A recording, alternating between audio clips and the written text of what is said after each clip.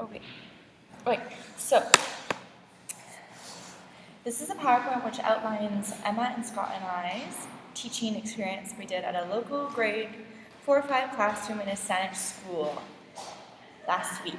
So this class was made up of about 25 students, and the teacher had invited us in to work with their class in looking at photos and working with questions and trying to get them to come up with details and evidence from the questions and figuring out what's actually happening in the pictures. So all the students were grouped into pairs, and they were given a Chromebook to complete this assignment. And this is where the technology came into play.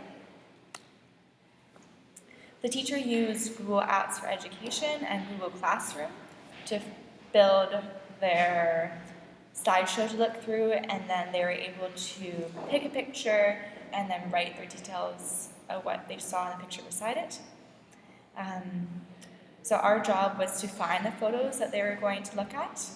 So we found Indigenous historical photos from Victoria and around Canada, and then gave very general questions for them to answer. So below is a YouTube video tutorial for the app Google Classroom, which is very prominent in lots of classrooms across Canada. So here's your view of Google Classroom. Google Classroom provides a clean, easy interface for teachers to communicate with students outside of the classroom. It is a platform for class discussions, homework, collaboration, and general information. Students can give information and students can reply. Students can discuss with each other and hand in homework. It provides reminders to get things done on time, and is built-in platform to create work. It is an essential forum for a class that is easy to use and very intuitive. So this is exactly what we saw as well with our classroom's use of Google Classroom. It was very effective.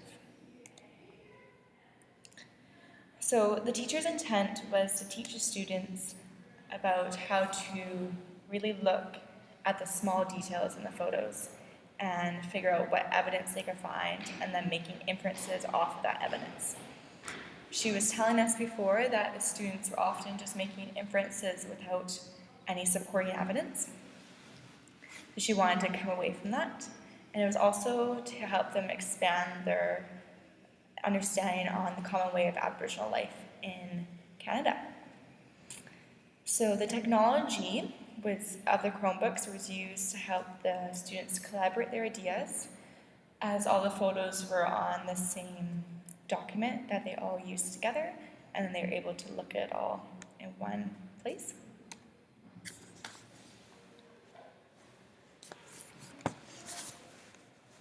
Indigenous pictures and questions for the student. So we found photos like this one with a totem pole and the Parliament building in the background, which really gives the students a chance to get their thoughts going on why this might be important and why we might have chosen this photo.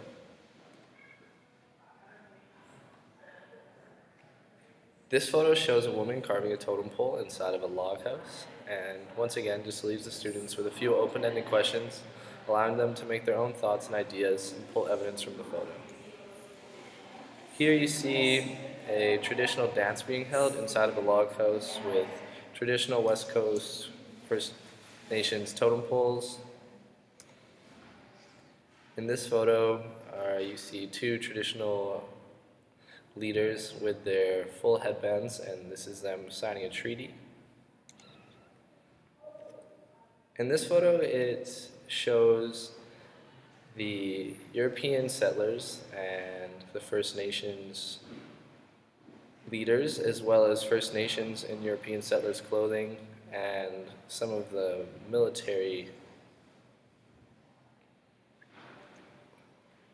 This photo shows a young First Nations boy in his traditional clothing, and then after he's been into a residential school, and what the differences are between them. Students were asked, who are these boys? Are they the same person? What differences are there between the two pictures? Here you see young First Nations girls sitting in rows in a traditional school, and the students were asked, what did they notice about the children? What feelings surfaced from this photo? And explain what made you feel that way.